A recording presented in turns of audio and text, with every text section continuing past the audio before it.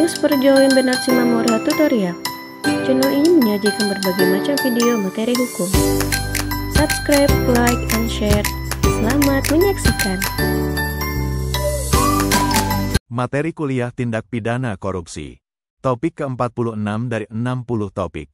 Upaya non-penal dalam pemberantasan tindak pidana korupsi. Bagian kedua, upaya mengembangkan budaya dan lingkungan anti korupsi. Dapat dikatakan bahwa penyebab korupsi terdiri dari faktor internal dan faktor eksternal. Faktor internal merupakan korupsi yang datangnya dari diri pribadi atau individu, sedangkan faktor eksternal berasal dari lingkungan atau sistem. Upaya pencegahan korupsi pada dasarnya dapat dilakukan dengan menghilangkan, atau setidaknya mengurangi, kedua faktor penyebab korupsi tersebut. Berkenaan dengan upaya mengembangkan budaya dan lingkungan anti korupsi, maka lingkungan perguruan tinggi menjadi benteng yang harus diperkuat untuk berada di garda terdepan dalam menanamkan nilai dan prinsip anti korupsi, khususnya mahasiswa. Dalam konteks pencegahan dan pemberantasan korupsi, Romi Obura dan Nanang T. Puspito menjelaskan tentang nilai-nilai dan prinsip anti korupsi. Nilai-nilai anti korupsi tersebut terdiri dari kejujuran, kepedulian, kemandirian, kedisiplinan, pertanggungjawaban, kerja keras, kesederhanaan, keberanian, dan keadilan. Nilai-nilai anti korupsi tersebut secara rinci dapat dijabarkan sebagai berikut: kejujuran. Menurut Sugono, kata jujur dapat didefinisikan sebagai lurus hati, tidak berbohong, dan tidak curang. Jujur adalah salah satu sifat yang sangat penting bagi kehidupan mahasiswa. Tanpa sifat jujur, mahasiswa tidak akan dipercaya dalam kehidupan sosialnya. Nilai kejujuran dalam kehidupan kampus yang diwarnai dengan budaya akademik sangatlah diperlukan. Nilai kejujuran ibaratnya seperti mata uang yang berlaku di mana-mana termasuk dalam kehidupan di kampus. Jika mahasiswa terbukti melakukan tindakan yang tidak jujur, baik pada lingkup akademik maupun sosial, maka selamanya orang lain akan selalu merasa ragu untuk mempercayai mahasiswa tersebut. Sebagai akibatnya, mahasiswa akan selalu mengalami kesulitan dalam menjalin hubungan dengan orang lain. Hal ini juga akan menyebabkan ketidaknyamanan bagi orang lain karena selalu merasa curiga terhadap mahasiswa tersebut yang terlihat berbuat curang atau tidak jujur. Selain itu, jika seorang mahasiswa pernah melakukan kecurangan ataupun kebohongan, akan sulit untuk dapat memperoleh kembali kepercayaan dari mahasiswa lainnya. Sebaliknya, jika terbukti bahwa mahasiswa tersebut tidak pernah melakukan tindakan kecurangan maupun kebohongan, maka mahasiswa tersebut tidak akan mengalami kesulitan yang disebabkan tindakan tercela tersebut. Prinsip kejujuran harus dapat dipegang teguh oleh setiap mahasiswa sejak masa-masa ini untuk memupuk dan membentuk karakter mulia di dalam setiap pribadi mahasiswa. Kepedulian. Menurut Sugono, definisi kata peduli adalah mengindahkan, memperhatikan, dan menghiraukan. Nilai kepedulian sangat penting bagi seorang mahasiswa dalam kehidupan di kampus dan di masyarakat. Sebagai calon pemimpin masa depan, seorang mahasiswa perlu memiliki rasa kepedulian terhadap lingkungannya, baik lingkungan di dalam kampus maupun lingkungan di luar kampus. Rasa kepedulian seorang mahasiswa harus mulai ditumbuhkan sejak berada di kampus.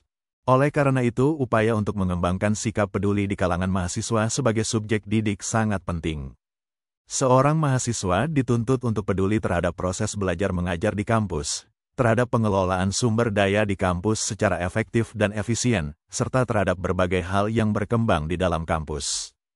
Mahasiswa juga dituntut untuk peduli terhadap lingkungan di luar kampus, terhadap kiprah alumni, dan kualitas produk ilmiah yang dihasilkan oleh perguruan tingginya. Beberapa upaya yang bisa dilakukan sebagai wujud kepedulian diantaranya adalah dengan menciptakan suasana kampus sebagai rumah kedua.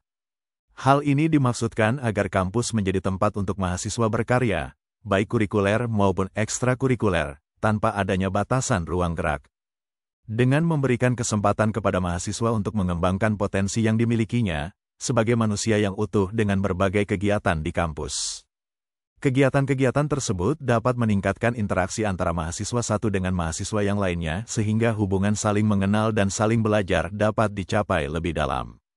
Hal ini akan sangat berguna bagi para mahasiswa untuk mengembangkan karir dan reputasi mereka pada masa yang akan datang. Upaya lain yang dapat dilakukan adalah memberikan kesempatan bagi mahasiswa untuk menggalang dana guna memberikan bantuan biaya pendidikan bagi mahasiswa yang membutuhkan. Dengan adanya aksi tersebut, maka interaksi mahasiswa satu dengan lainnya akan semakin erat. Tindakan lainnya adalah dengan memperluas akses mahasiswa kepada dosen di luar jam kuliah melalui pemanfaatan internet dan juga meningkatkan peran dosen sebagai fasilitator, dinamisator, dan motivator. Ini penting dilakukan karena hubungan baik mahasiswa dengan dosen akan memberikan dampak positif bagi tertanamnya nilai kepedulian. Pengembangan dari tindakan ini juga dapat diterapkan dengan mengadakan kelas-kelas kecil yang memungkinkan untuk memberikan perhatian dan asistensi lebih intensif. Dengan adanya kelas-kelas ini, maka bukan hanya hubungan antara mahasiswa dengan dosen, tetapi hubungan antara mahasiswa dengan banyak mahasiswa yang saling interaktif dan positif, juga dapat terjalin dengan baik dan di situ mahasiswa dapat memberikan pelajaran, perhatian, dan perbaikan terus-menerus. Dengan demikian perhatian dan perbaikan kepada setiap mahasiswa tersebut dapat memberikan kesempatan belajar yang baik. Kemandirian. Kondisi mandiri bagi mahasiswa dapat diartikan sebagai proses mendewasakan diri, yaitu dengan tidak bergantung pada orang lain untuk mengerjakan tugas dan tanggung jawabnya. Hal ini penting untuk masa depannya di mana mahasiswa tersebut harus mengatur kehidupannya dan orang-orang yang berada di bawah tanggung jawabnya, sebab tidak mungkin orang yang tidak dapat mandiri, mengatur dirinya sendiri, akan mampu mengatur hidup orang lain. Dengan karakter kemandirian tersebut, mahasiswa dituntut untuk mengerjakan semua tanggung jawab dengan usahanya sendiri dan bukan orang lain.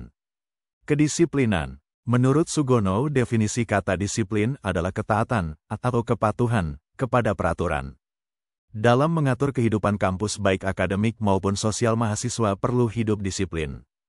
Hidup disiplin tidak berarti harus hidup seperti pola militer di barak militer, namun hidup disiplin bagi mahasiswa adalah dapat mengatur dan mengelola waktu yang ada untuk dipergunakan dengan sebaik-baiknya untuk menyelesaikan tugas, baik dalam lingkup akademik maupun sosial kampus. Manfaat dari hidup yang disiplin adalah mahasiswa dapat mencapai tujuan hidupnya dengan waktu yang lebih efisien. Disiplin juga membuat orang lain percaya dalam mengelola suatu kepercayaan. Misalnya, orang tua akan lebih percaya pada anaknya yang hidup disiplin untuk belajar di kota lain dibanding dengan anak yang tidak disiplin.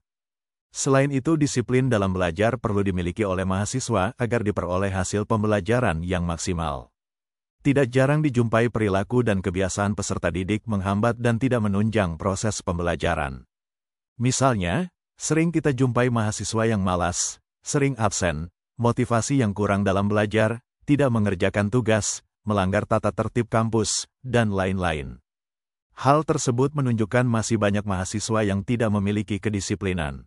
Dengan kondisi demikian, dosen dituntut untuk dapat mengembangkan sikap disiplin mahasiswa dalam belajar dan berperilaku di kampus. Mendisiplinkan mahasiswa harus dilakukan dengan cara-cara yang dapat diterima oleh jiwa dan perasaan mahasiswa, yaitu dengan bentuk penerapan kasih sayang.